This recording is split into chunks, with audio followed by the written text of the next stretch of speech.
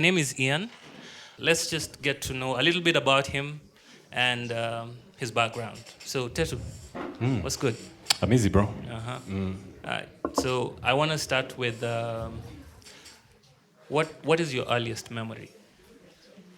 My very first memory Yeah. in life. Yes, in life. You guys, you're good, eh? Because I've been waiting for someone to ask me that question just one time, like in my life. Because I know, like, I remember I was like 5, and I was standing with like my hands like on the, you know, you have a window and then there's like a window sill or whatever. Yeah. And I was looking outside, and I think my friends were playing like out on the street. That's like when I achieved, like, I was awake. Uh-huh. Yeah, that's when I woke up. Wow, that's nice. Yeah. I'm thinking that could be a really good album cover. Of me like standing there, Yeah. looking out the window. Possibly. I agree. I agree. All right. Yeah. What is your first, probably your early interactions with music? What genres were they, and how did you come about this? Okay, so my mom's family is very musical. And of course, for them, the context in which they did their music was church. So they are one of those original families of Sitam at Valley Road, you know, back in the day, and they had this all sisters group, you know, and choir and stuff. And so my mom was always singing at home. She tells me that when I was like a little baby, one time her and my auntie gave me a rattle, and I started shaking it rhythmically, and they were laughing. They were saying, "Man, who taught this kid that if you take this thing, you're supposed to whatever?" So that's her story of my sort of earliest interaction with music. But for the most part, my dad listened to folk, like American folk, James Taylor, Simon and Garfunkel type vibe. And then my mom was like Ron Kenoli, like old school kind of like worship music, but then also a little bit, surprisingly, like a little bit of Jackson 5, all that kind of stuff. So it's quite some diverse influence, yeah. All right. So you growing up, maybe you could tell us a little bit about that. Growing up? Yeah. Just in general, how I feel about... Where you grew up, what you did as a kid. Okay. Yeah. So I grew up in a bunch of different places. My dad worked for like an NGO, which meant that we moved around a lot. So the first place I grew up in was Lusaka, Zambia. Interesting. And then we were in Nouakchott, Mauritania, up in the north, Sahara Desert. And then I was in Senegal for like 7 years. And then, I went off to Campo, you know, and... Good stuff. Yeah. Did you pick up some French over there? I did. I picked up French, but then unfortunately I've lost so much of it. It's like, you know, language is so contextual. Sometimes if you're not in that context for a long period of time, you just... Okay. Do you find yourself sometimes thinking in a different language and then responding in a different language? I see that with Kenyans a lot. You think in Swahili and then, you know, you're trying to make an English sentence. Then you end up directly translating it sometimes. I don't know if that happens to you as well. Yeah, it happens. It happens. But for the most part, my internal voice is just English. Okay. Yeah. Nice. Yeah. All right. So what's your favorite performance to date? Wow. One of my favorite performances was, there used to be a series of like talks called Engage. And it would be held sometimes at Brabant, sometimes at like National Theatre. But there was one particular performance where I performed a song called Heartbreak Amnesia. And for me, that was one of my most memorable experiences. Okay. Yeah. Speaking of Heartbreak Amnesia, that was supposed to be an album title, right? It was. Yeah, what happened? An album can either be almost like a playlist where you're just kind of creating songs and then arranging them, or it can be conceptual. And I felt like to do an album called Heartbreak Amnesia, the concepts had to tie in together for it to make sense. And I just found it really hard to do that. So Heartbreak Amnesia became Life Before the Apocalypse. Before the Apocalypse. Yeah. That was interesting. Yeah. You know, there's this random reference where, I don't know if you listened to B.I.G., but he said, you know, time to get paid, blow up like the World Trade. That was like in 92. And there was a bombing, and then later on guys were like, yo, that was so deep. You know, there was the 9/11 happening, like a bunch of years later, and then guys are like, some of these things, during your creative process, you might be speaking to people on a spiritual level, but then experiencing these things in real time, so sometimes you don't see how special they are. But then eventually you come to, in hindsight, you're looking at them and you're like, yo, man, this was something. So I think that was you think that was it, beautiful. Yeah, okay, cool. That was it. Cool. What do you think of awards, like music awards? I mean, I know you're triggering me because this sounds familiar. I feel like I've tweeted about this or something. My man's here with the triggers. Award shows. Well, I have not yet found an award show that really truly makes sense to me. What would make sense to me in terms of awards is a panel of experts in the field or the category of the people they're nominating, looking at maybe a system of like creative impact, blah, blah, blah. But that's never what it is, at least not here in Kenya. Here it's like, vote, vote, vote, vote, vote. Send your mother, your cousin, your aunties, your nephews.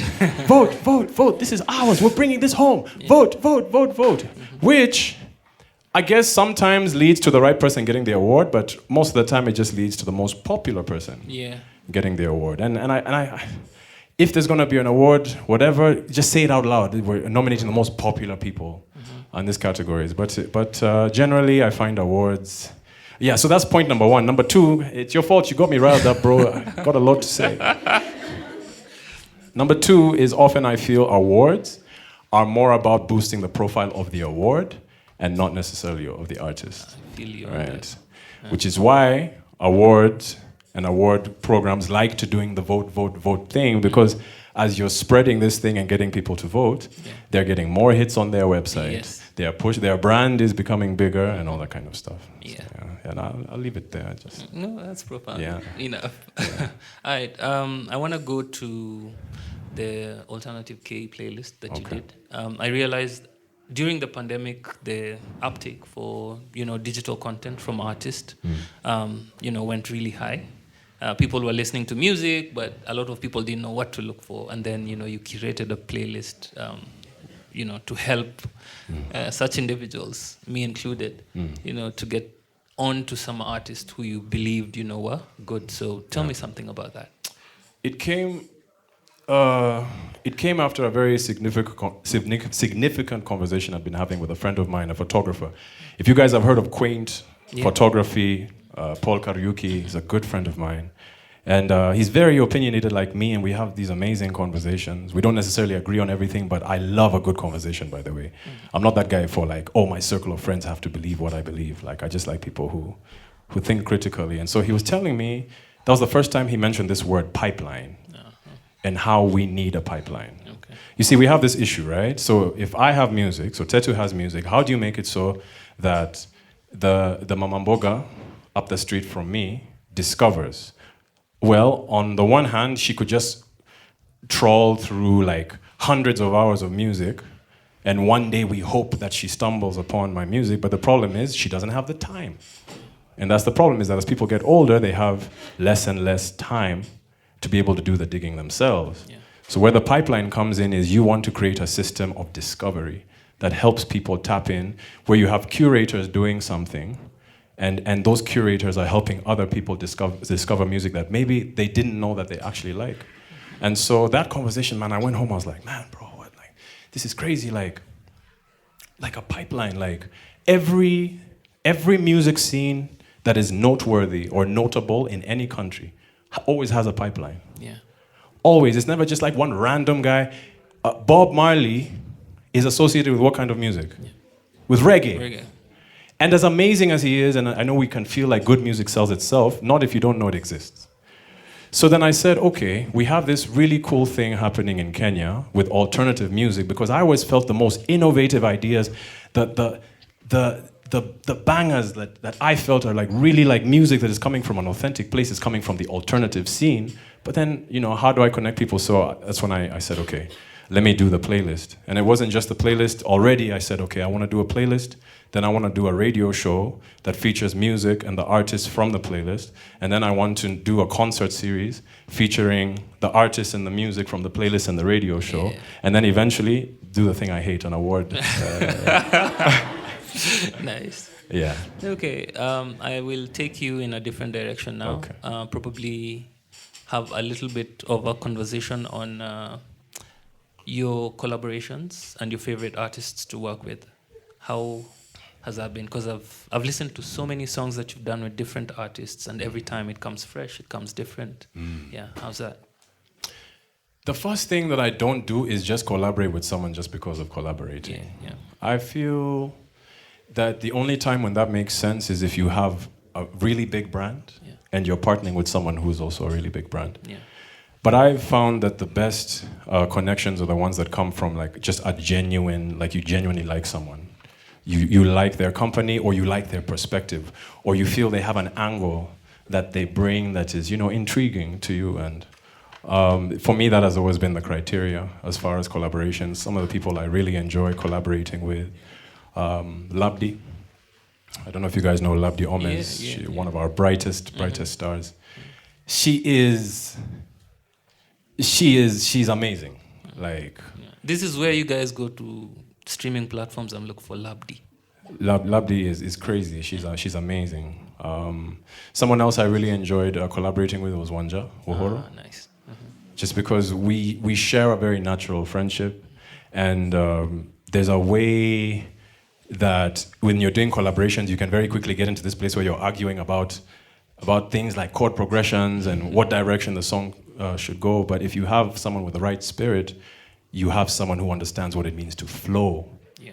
And to flow is to look at the signs. What is it that moment is trying to, what direction is it trying to push you, Yeah. So that's Wanja Uhuru, that's Labdi. Sage was amazing. Mayonde, of course. At the time I remember I was so shy, I couldn't even make eye contact with her for extended periods of time, But we did chemistry together, and that was really, really cool. Yeah. Yeah, so and then of course Fadili. Yes. Fadili, that's my homie, yes. For him, strange thing about Fadili is that's my best friend, that's my homie, but we never really did music together. Exactly. And I think it's because, why are we gonna bring industry shit to a hangout? You know what I mean? Yeah. And so when you have friends who are musicians, sometimes you don't collaborate with them because you're trying to take a break from the actual industry, Yeah. But he's a beast in the studio. I understand. My first interaction with you on stage was actually you playing percussions for Fadili. Tell us about percussions. Yes. Yeah. So some of you might know this, some of you might not know this. Actually, the way I got my foot into the door was by playing percussion. So I remember I told you guys that I grew up in Senegal, and in Senegal they have a percussion instrument called the djembe. And so when I was there, I would kind of fiddle around with it. Then when I got back to Nairobi, I would play it almost like a drum set. Like I had a foot tambourine I would use to kind of imitate the hi-hat, and I had a cymbal. And by taking that unique approach, I got a lot of gigs because no one else was doing that at that time. So one of the people I played with was with Fadili. At that point, I couldn't write music. And it's so crazy. I remember when I was a percussionist sitting behind the people who are doing what I'm doing now, and literally in my heart, I'm just like, oh my gosh, I hope I can do that one day. Oh my gosh, I hope I can. Maya Von Lecko, Eddie Gray. I played for Joseph Hellon at some point. We used to have a thing every Tuesday at Kempinski, and I was sitting there, I hope I can. And then one day it just kind of clicked, And what I did is I borrowed a lot of things that I learned from the people that I would play with. Yeah. All right. Yeah. And finally, I think I'll go into the questions real quick. So, wow, this is interesting. Are you pleased that someone in the crowd is here to see your legs, especially in spite of your obvious talent?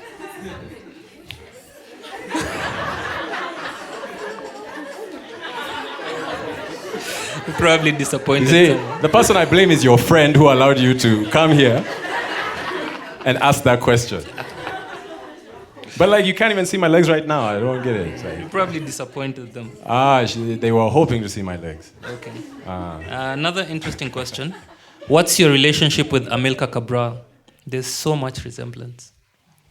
So this question, like when you showed it to me immediately, I realized I don't know who that is, and I immediately ran to Google and I found out they're a Guinea-Bissau, Cape Verdean artist. But that's I don't know anything beyond that. So I'm hoping that probably later I can do like a deep dive and figure out. Mm-hmm. What's your mom and dad's favorite song and why? Yo, bro, like. Yeah.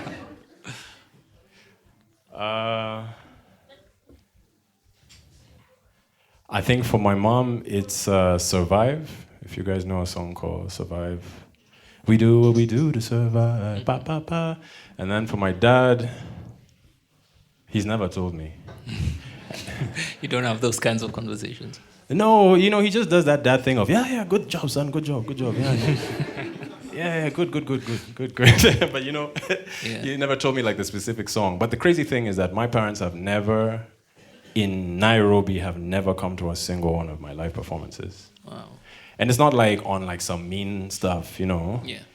It's just probably a little bit of two things. On the one hand, like, music still is kind of this thing, where it's, like, okay, let's watch and see whether this thing really will become serious. And then the other thing is me also wanting to bring them for the first show on the right show. Yeah.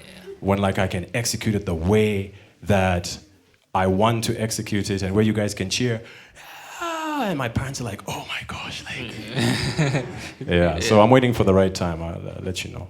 Okay. What's the inspiration behind Samalina? So we were talking about collaborations before, and actually Fadili helped me write Samalina.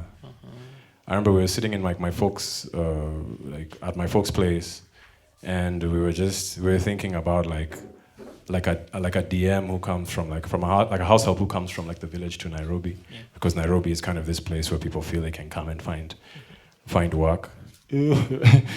Joke on all of us, But so we were thinking about it, about this, kind of relationship whereby she's left someone who loves her so much back in the village, in Ingo, and now she's come to Nairobi and she's met someone like Ian and who has just confused her completely, and now she feels she has no business back in whatever. And so that was the basis of the story behind Samalina. Yeah. Okay. Yeah. Follow-up question, story behind your name, Tetu Shani. But you guys, are you serious? Like, the story is that my parents looked at this newborn baby and said, this is Tetu Shani. I have another name in your M-Pesa, unless you've sent me money or I'm sending you money. Kathy, you be quiet. I see. But Tetu Shani actually is my real name. So Tetu and Shani are both Maasai names. My father's Maasai, my mom is Luo. So, so I'm really blessed. I really lucked out by just having a name that sounds like an artist's name, And for that, I'm really grateful, Yeah.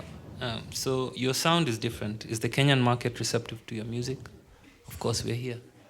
Yeah, you can see all these beautiful people. I think it depends on what you mean by receptive. Kenyans, in my opinion, and especially Nairobians, you guys don't understand how well listened you guys actually are.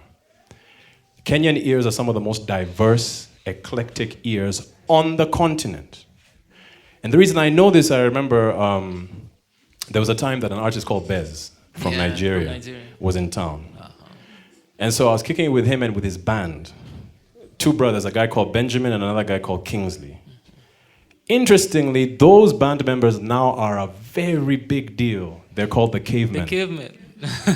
The Cavemen. So I met the Cavemen when they came to Nairobi, and they were so wide-eyed, and they're like, oh my goodness. They were just so wide-eyed about Nairobi, and at that point I didn't even know that they could sing, let alone do their own kind of stuff. But there was a point to this, bro. Why am I going with this? What was I talking about? Just, receptive. Yeah. Receptive, yes. So I asked them questions about covers that we take for granted, As you're there angrily sitting in the bus and Classic FM is playing, there's certain songs that you hear coming from the radio that you assume are coming from the radio in other African nations. But that's not the case. But what that means, I believe, is that we have very, very diverse tastes and ears, which is why we run quickly to the latest concert in town from the any who has come from anywhere. You understand? Because we genuinely have a desire to go, I wonder what this sound is like. I wonder what this music is like. I wonder what this artist is like. But it becomes now a different challenge when you now don't leave, you don't go anywhere. Like now me, you know. Like I'm in Nairobi, I'm a Nairobian, you know. And then doing this sort of different, diverse sound, it's a different ballgame completely. Because now what you have to do is you have to get people used to, on a regular basis, the kind of sound that you're doing. So Kenyans, I would say, very, very diverse. We have very diverse tastes. You look at Apple Music's Top 100, very few Kenyans feature on it. It's because Kenyans are listening to all kinds of other things. But part of the problem is your diverse sound, how are you going to present it? So recently, you know, I was talking about the fact that for alternative artists, where we get defeated is live. Because as diverse as your sound is, if you're in the corner at B&D doing acoustic music, is anyone going to listen to you? Nope. If, like I told you, you're in front of a gigantic screen and it's Man U and Arsenal and you sound like you're K1, the how we consume music as Kenyans affects how Kenyans want music presented to them. Kenyans party, you understand? Tunapenda sherehe. Now, when you're in sherehe mode, do you want to be in your feelings? No. Yeah. When you're in sherehe mode, do you even want to think deeply about the meaning behind the lyrics? No. That's why if we're having fun, I've had a stressful week, all I want to do is kuna. You see, it's something just simple that I can listen to and have a good time. But that creates problems now for the alternative music. So I would say we need more diversity in live spaces. That's what I'm going to say. Yeah. No. Are you happy? Am I happy? Yeah. Damn, guys, like...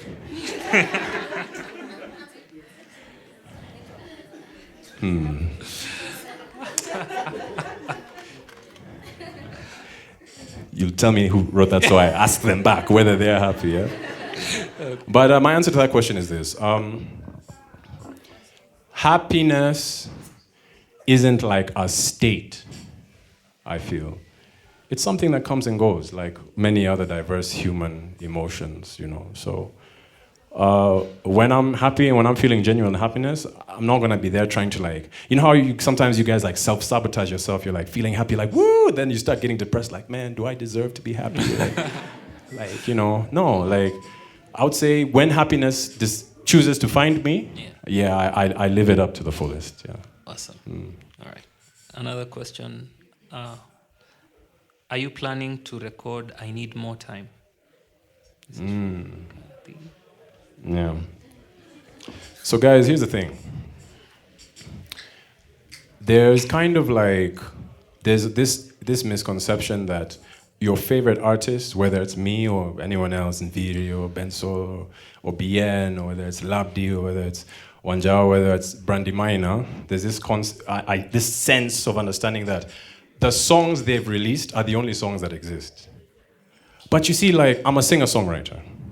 If you've ever wondered what the difference between a singer-songwriter is and a singer, it's that a singer is always fine-tuning what they're most passionate about, which is singing. So singers sometimes don't write, but they sure as hell sing. A singer-songwriter, for me, I'm always writing, bro. I wrote 2 songs yesterday. I probably got 3 song ideas the 2 days before that. And so there's like literally at this point probably like over 50 songs you guys have not yet heard. So that's why it gives me challenges, because now when I'm trying to pick what song I release, I have to now choose from all these ideas that have been fleshed out. So hopefully if One More Time is that song, then I'll release it, yeah. Okay. Yeah. Just in line with that, what's your favorite track? My favorite track? Yeah. Like my own? Yeah. I don't know. A favorite track of yours. Okay. I think I'll also just ask, this is from me, your favorite lyric, something you wrote and you're like, damn, this is it. Wow. So I feel, let me start with the second one. I feel when it comes to lyrics, a song of mine called, I feel Furukazi is pretty badass, bro. Furukazi, I don't know what space I was in. It wasn't heartbreak or nothing. You guys stop propagating that rumor that go through all this romantic struggle and then... But like Furukazi, I was in another zone. And the way I always know I'm in a zone with a song is when I come back to that song. Every time I come back to that song, it has new added meaning. And so, actually, yeah, for now I'm gonna pick Furukazi. For now, Furukazi is one of my favorite songs. Okay. Awesome. Someone here is asking, could you tell us about a song or project that you decided not to release and why you made that decision?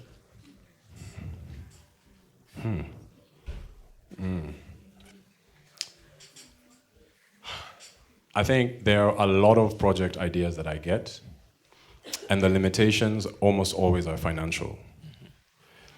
Like, it can feel like such a simple thing to like bump into an artist and say, hey bro, like when's the new music coming out? But new music coming out is a whole process and a whole system of things that like have to happen, you know?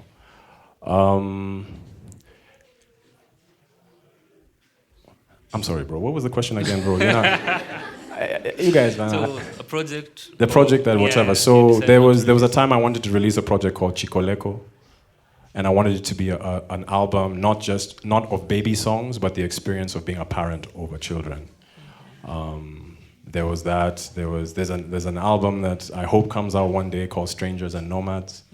All the material is already there, and I feel like that's for like a later version of me. There's a lot of stuff, bro, that hasn't come out, and I truly do pray that before I transition and before I leave this world, that I'll leave nothing behind, you know, like in terms of things that I didn't share with the world. Yeah. Okay. On a light note, someone is asking, can they be in your next video? Well, it depends on what they look like. Can they stand up, please? And we evaluate whether. Tell us how the Go and Confess collaboration came about and your feeling about crossover sounds that allow you to reach more mainstream audiences. Okay, so Go and Confess is a song that I did with Fadili. And man, that song, actually I didn't want that song to come out because of when we recorded it. It was early. There was a time when like I used to go to the studio like Jobo, like 8 a.m. every day. I'm at Riara School. Because there's the sub-Saharan studios there. That's where Camp Mula started out and all this kind of stuff. And I was just like, man, I just need to build this discipline. But you remember, or maybe you don't remember, that time was a very difficult time. It was in the middle of either the first or the second lockdown or all this kind of stuff. And then Fadili, you know, who has a very different personality than I, you know, like we're kind of yin and yang in the sense that he's very spontaneous and outgoing, and that's kind of his personality, and I'm very introspective and very kind of whatever. So, but anyway, when the studio were watching this meme of these like Nigerian priests, and then these like baddies, like nuns walk by, and then one of the priests like is, you know, looking at Bom Bom as it's passing by like this, and then the other guy exclaims, say, brother Titus. Looking at Sister Situi who's bonbon. Go and confess. And so I had my guitar there. I was like, hey, there's something there, bro. There's something there. So I just began to like kind of play a chord progression and begin to kind of flesh out the melody. And we wrote this song. But as you guys know, the song is kind of very silly and irreverent and kind of whatever, which typically is very different from what I would do. So I'm just like, yeah, cool. We recorded this song. Probably nothing's gonna come out of it. But then like Fadili was like, yo, me, I wanna release this thing. So I was like, my God. You know, I was in like, you know, sad boy season, you know, like, I was just like, man, this isn't gonna be a good look. But we did it and we released it. And funny enough, that's one of the songs that a lot of people request. Like, a lot. Interesting. Yeah. So someone wants to know whether you remember your school geography. If so, what's the capital of Central Africa Republic? 5 marks.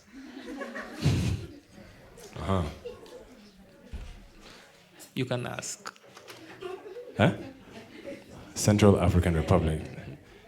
The capital of Central African Republic. I do not know.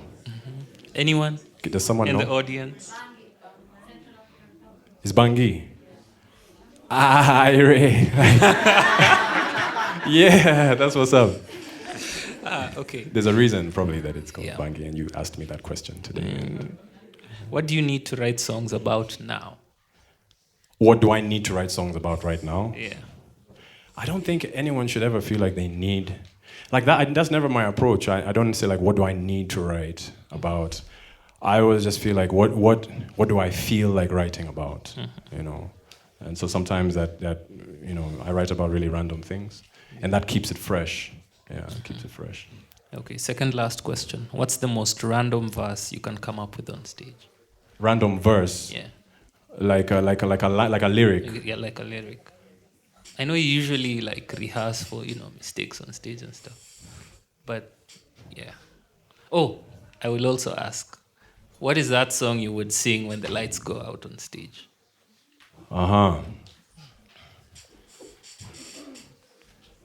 With lights meaning curtains closing. No, there's no power, you know, mid-set. Like It's Stimagos, Nigeria, like, yeah. Yeah, that's a very different question. Africa's Sun. Yeah. Nice. Yeah, Africa's Sun, you know. But like a lyric for the stage.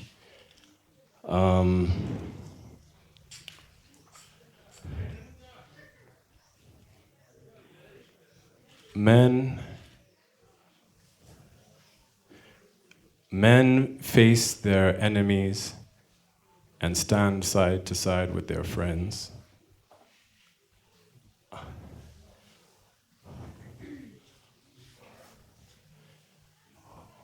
Hold our memories. Let's make amends.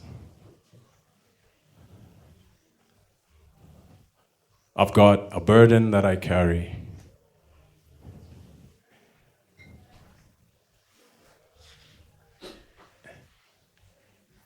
That's the best I can do for now, yeah. But thank you, thank you. Wow.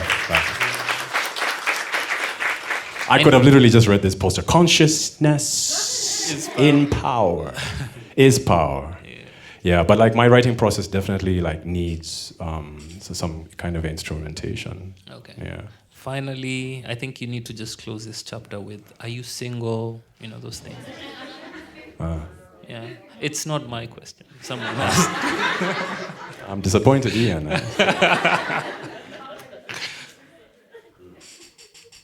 I know the answer to that. No, I can't sip and then answer. Here we go. All right, guys. Thank you so much. No, I can answer. I don't mind. Okay, knock yourself out. So, if you've done some deep diving, you probably realize it's hard to find information on like my family, the presence of one or the absence of one, and there's a very deliberate reason for that. I spend a lot of time online, and the online world is brutal. And I feel like bringing people into your personal life, especially the people I feel are meant to protect, is really a double-edged sword. It works well if I'm popular, right? If people like me, but man, it bites hard if for any reason I become like public enemy number one. So for me, I'll keep a little mystery about that. Sips water. Awesome. Yes. Awesome. Thank you very much for this. Yeah, a round of applause for Tetu and also for yourselves for these amazing questions.